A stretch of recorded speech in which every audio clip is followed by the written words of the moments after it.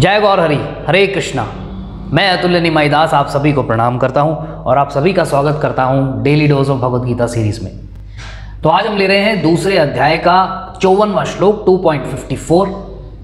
तो पिछले श्लोक में भगवान दिव्य चेतना प्राप्त होने की बात कर रहे हैं। तो अर्जुन महाराज के मन में प्रश्न उठा कि आखिर ये दिव्य चेतना वाला व्यक्ति, उसको यहाँ पर क्या कहा गया है, उन्होंने किस नाम से पुकारा है? स्थित प्रज्ञ। स्थित प्रज्ञ के बारे में उन्होंने कुछ प्रश्न पूछे हैं। तो ये बहुत ही इंपॉर्टेंट श्लोक है, कृपा करके अंत तक बने रहिएगा। आइए देखते हैं क्या कहा गया है इस श्लोक में। अर्जुन उवाच स्थित प्रज्ञस्य का भाषा समाधिस्थस्य केशव स्थितिः किं प्रभाषेत किमासीत व्रजेत किम। अर्जुन ने कहा, हे कृष्ण, आध्यात्म में लीन चेतना वाले व्यक्ति स्थित प्रज्ञ के क्या लक्षण हैं? वह कैसे बोलता है तथा उसकी भाषा क्या है? वह किस तरह बैठता और चलता है?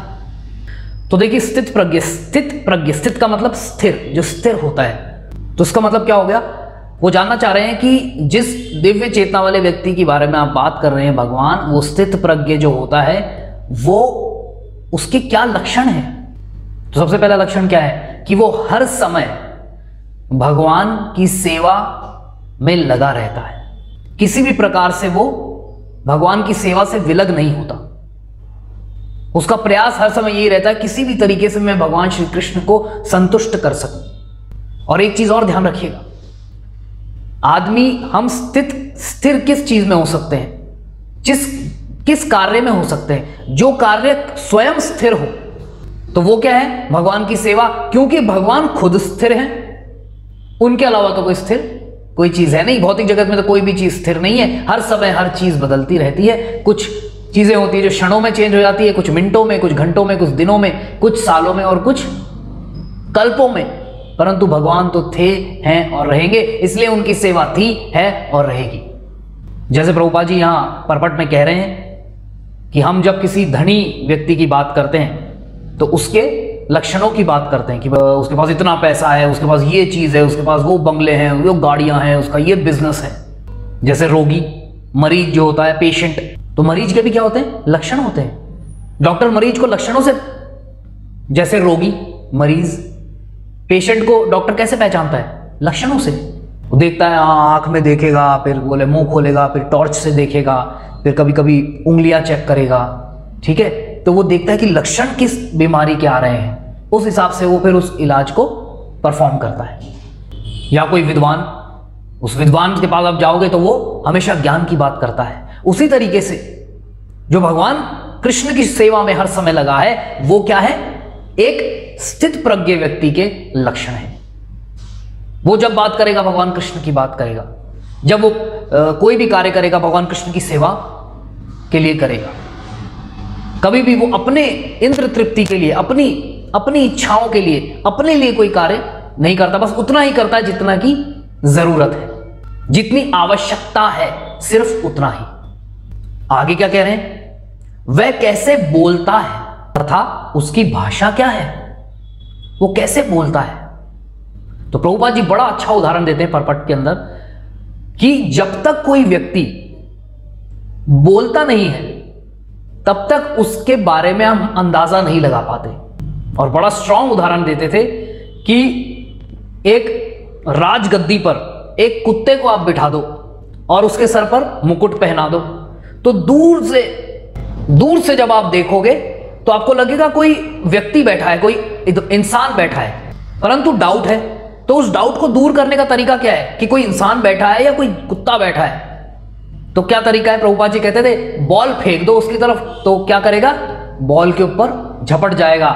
उसी तरीके से कई लोग होते हैं जो चुपचाप बैठते हैं, सब ठीक है, हाँ, कुछ नहीं बोल रहे। आपको लगेगा बड़ा शालीन व्यक्ति है, बड़ा शांत व्यक्ति है, बड़ा विद्वान गंभीर व्यक्ति है, परंतु जैसे ही उसने बोलना शुरू किया, उसका सारा कच्चा चिट्ठा सामने खुल गया। तो स्थित प्रज्ञ व्यक्ति जो होता है, वो क्या बोलता है, कैसे बोलता है, उसकी भाषा क्या होती है? उसकी भाषा बड़ी ही विनम्र होती है। वो विनम्रता के साथ और भगवान की बात करता है, भगवान की सेवा की बात करता है, भगवान के द्वारा दिए गए उपदेशों की बात करता है कि हमें अपने जीवन में किस तरीके से उन उपदेशों को लगाना चाहिए। ये उसका प्रयास होता है। कभी फालतू की कोई बात नहीं करेगा। बैठे पॉलिटिक्स के बारे में डिस्कशन हो रहा है या क्रिकेट के बारे में डिस्कशन हो रहा है या फिल्मों के बारे में डिस्कशन हो रहा है, वो इन सब चक्करों में नहीं पड़ता। बोला यार क्यों टाइम वेस्ट करूं, जीवा मिली है भगवान का नाम लेने के लिए, भगवान पे अर्पित भोग को प्रसाद के रूप में ग्रहण करने के लिए। मैं इस जीवा का बस इन्हीं चीजों के लिए इस्तेमाल लेता हूं, भगवान का प्रसाद चखने के लिए और भगवान की कीर्ति का व्याख्या करने के लिए, उनका बखान करने के लिए। तो वो ऐसे बोलता है, उसकी ये भाषा है। आगे क्या पूछते हैं, वह किस तरह बैठता और चलता है।